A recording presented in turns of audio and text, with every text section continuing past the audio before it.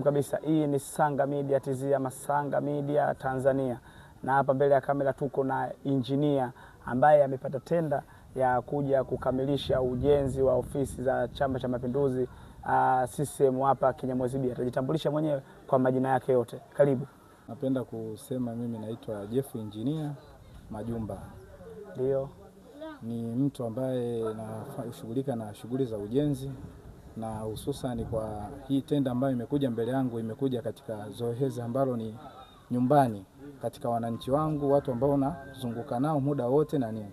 Na nadhani hamna shaka kuhusu hilo, kwa sababu wananchi wangu nafanya nao kazi na wananijua na wanajua utendaji wangu wa kazi. Kwa sababu tumeshafanya miradi midogo midogo, tumejenga madaraja toka mheshimiwa aingie madarakani.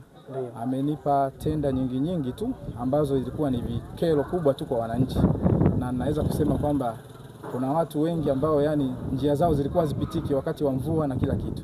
Hata mimi mwenyewe nilikuwa napata usumbufu mkubwa kwenye kazi zangu kutokana na kuna sehemu ambazo ulikuwa uwezi kufikisha material kwa sababu ya madaraja madogo ambayo yako kwenye mtaa yalikuwa hawezi kupitika. Lakini nashukuru ndani ya huu mwaka mmoja tumeweza kufanya vitu vingi vidogo. Tunaweza tukasema ni ndani ya uwezo wa mwenyekiti ambaye yupo tu mheshimiwa kwa kipindi hichi ambacho ni cha mwaka mmoja, kwa sababu hatuwezi kuzungumzia ambayo ni ya nyuma. Ni kweli, kwa sababu kila mtu atatenda ndani ya uwezo wake.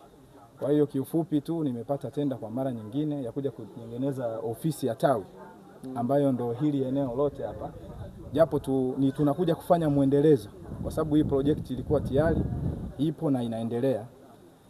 Sisi tunachokuja kuongeza hapa ni kutokana na matakwa ya wenye tawi na ofisi wanaoitaka iwe katika muonekano gani.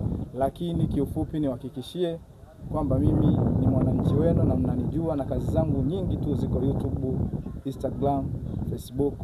Ni kwamba tu mko na mtu sahihi.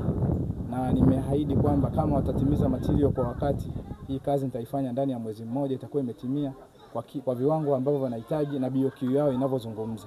Pende kumpa shukrani kutokana na tumeshapitisha viongozi wa aina nyingi. Unajua tunasema hivi kwa karne ya leo au tuseme ulimwengu wa sasa, tunasema unaweza kuwa na kiongozi lakini sio kiongozi wa duniani. Nipende kumpa sifa kwamba bwana huyu tuliye naye kwa sasa hivi ni kiongozi wa duniani, kwa sababu tunakuja kufanya project kama hizi, zinaruka media kama hizi, tunaweza kupata vitu ambavyo hata wananchi wako ambao kuhudhuria kwenye hili wanaweza kufanyaje kupata tu, kwa sababu sasa hivi ni mambo ya mtandaoni, vitu vyote ipo kiganjani. Ni kwamba kitakachofanyika hata kama kitakuwa gizani ni kwamba kitaonekana. Sasa tumeondoka kwenye zama za ufanyaji wa kazi wa kuwa fulani alifanya hiki bila kuwa na uhalisia na kuona kitu ambacho kilifanyika. Sasa niweze kumpongeza, amekuja kama kijana tulivyomkusudia kijana, amefanya vitu ambavyo viko ndani ya uwezo wa kijana, kwa sababu uhalisia wa sasa hivi dunia iko mkononi. Na nizidi kumwambia kwamba haya madogo makubwa azidi kufanya, kwa sababu wananchi wake wanamtegemea na wananchi wake tu wako tayari kuona mambo makubwa zaidi ya haya.